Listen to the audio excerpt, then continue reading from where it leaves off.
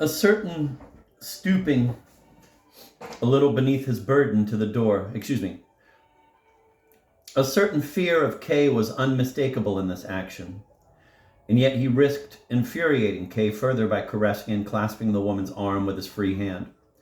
Kay ran a few steps after him, ready to seize and, if necessary, to throttle him, when the woman said, "It's no use. The examining magistrate has sent for me.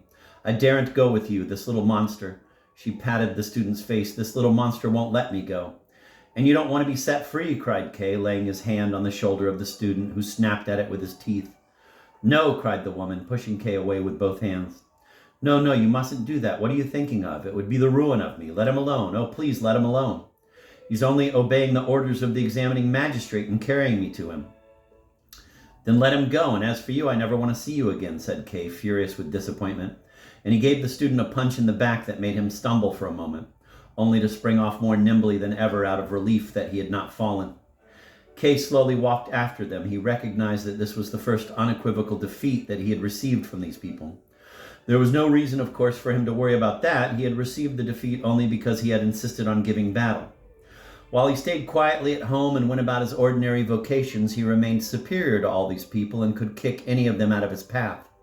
And he pictured to himself the highly comic situation which would arise if, for instance, this wretched student, this puffed-up whippersnapper, this bandy-legged beaver, had to kneel by Elsa's bed some day, wringing his hands and begging for favors.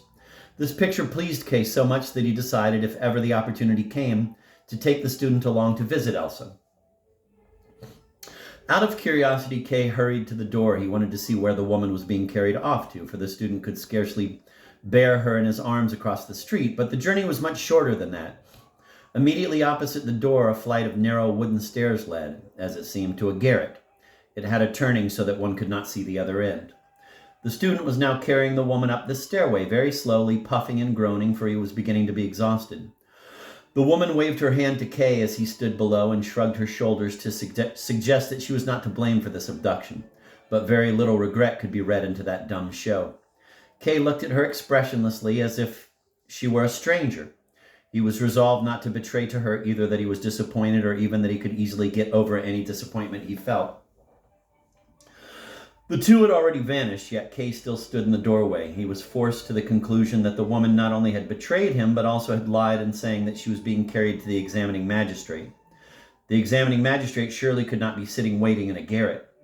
The little wooden stairway did not reveal anything, no matter how long one regarded it, but Kay noticed a small card pinned up beside it, and crossing over, he read in childish, unpracticed handwriting, "Law court offices upstairs."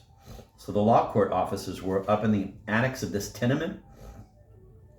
That was not an arrangement likely to inspire much respect, and for an accused man it was reassuring to reckon how little money this court could have at its disposal when it housed its offices in a part of the building where the tenants, who themselves belonged to the poorest of the poor, flung their useless lumber.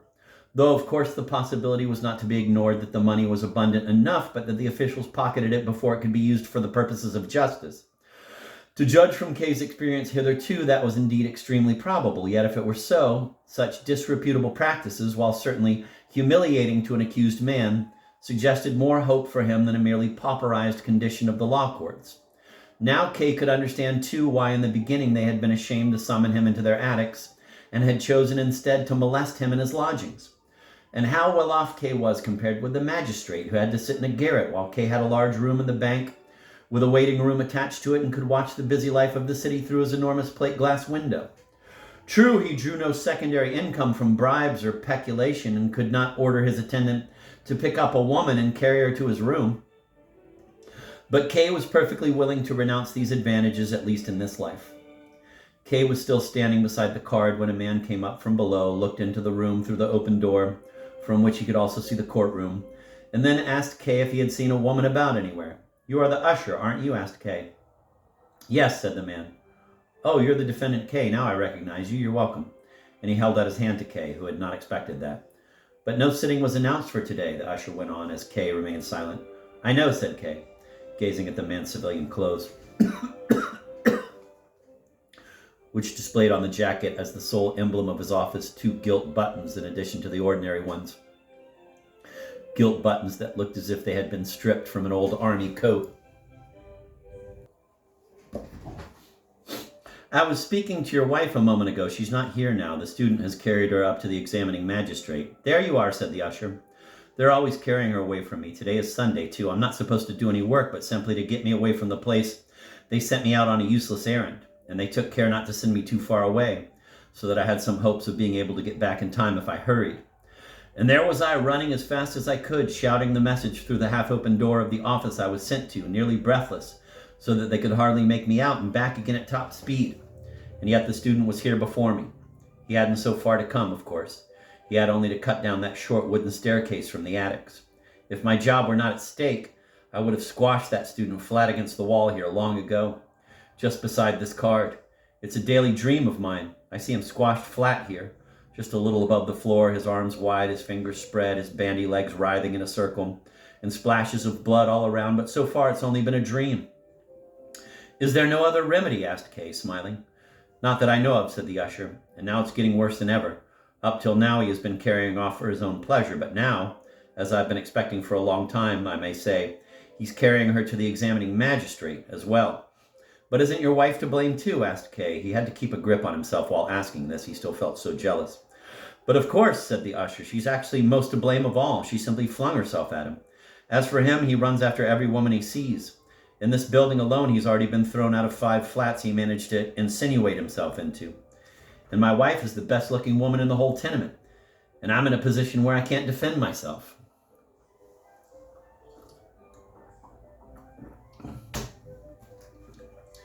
If that's how things stand, then there's no help, it seems, said Kay. And why not? Asked the usher. If he only got a good thrashing sometime when he was after my wife, he's a coward anyway. He would never dare to do it again. But I can't thrash him, and nobody else will oblige me by doing it. For they're all afraid of him. He's too influential. Only a man like you could do it. But why a man like me? Asked Kay in astonishment.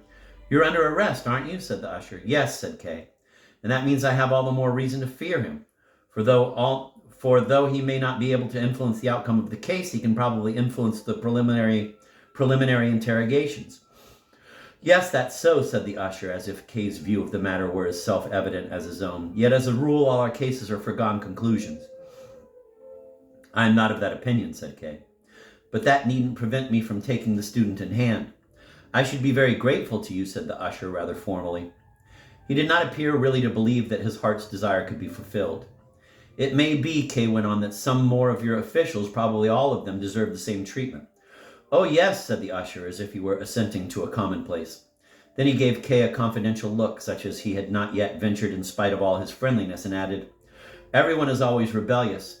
But the conversation seemed to have made him uneasy all the same, for he broke it off by saying, I must report upstairs now. Would you like to come too? I have no business there, said Kay. You can have a look at the offices. Nobody will pay any attention to you. Why, are they worth seeing? Asked Kay hesitatingly, but suddenly feeling a great desire to go. Well, said the usher, I thought it might interest you. Good, said Kay at last. I'll come with you.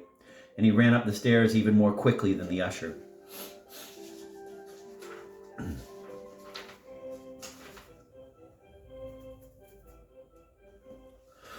On entering, he almost stumbled, for behind the door there was an extra step. They don't show much consideration for the public, he said. They show no consideration of any kind, replied the usher.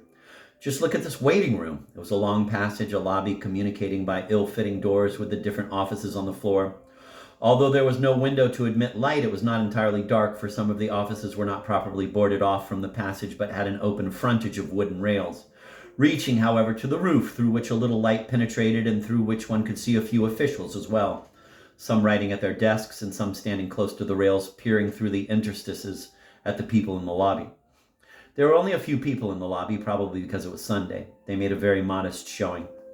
At almost regular intervals, they were sitting singly along a row of wooden benches fixed to either side of the passage.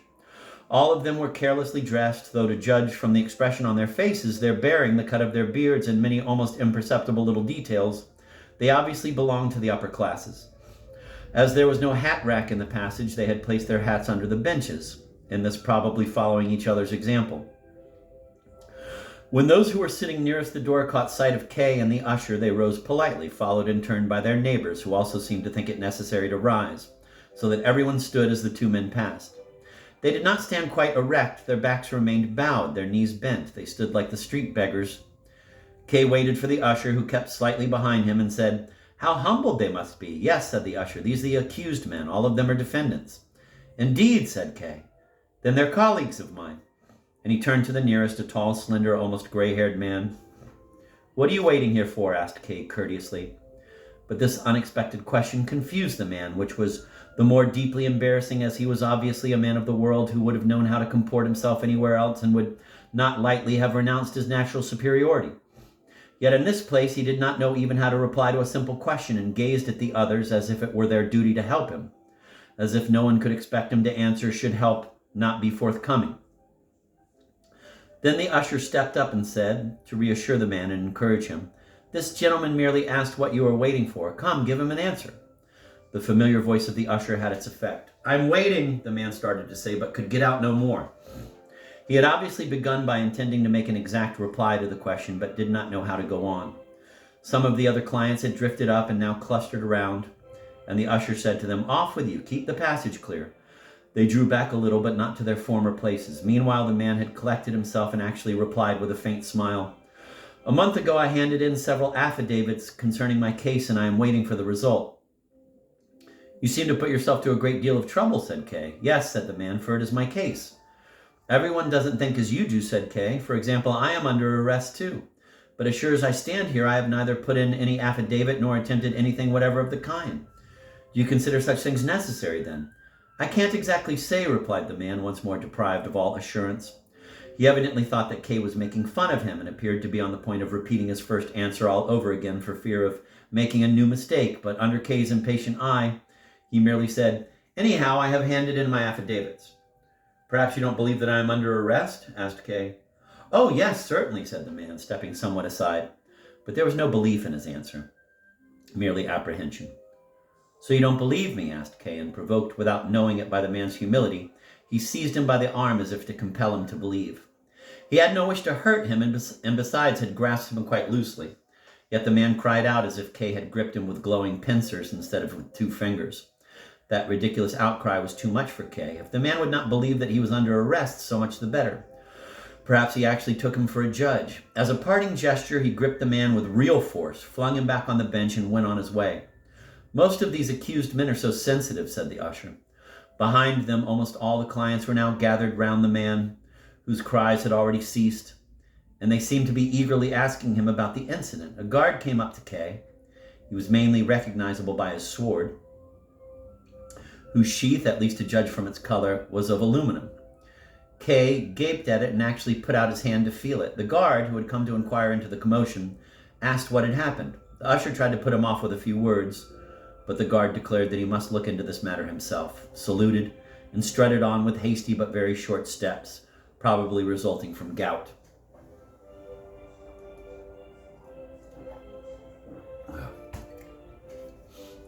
Kay did not trouble his head for long over him and the people in the lobby, particularly as when he had walked halfway down the lobby, he saw a turning leading to the right through an opening which had no door.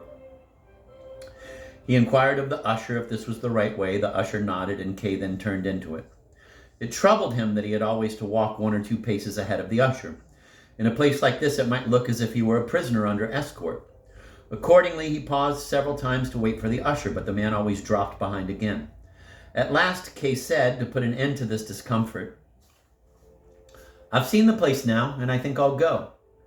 "You haven't seen everything yet," said the usher innocently. "I don't want to see everything," said Kay, who by now felt really tired.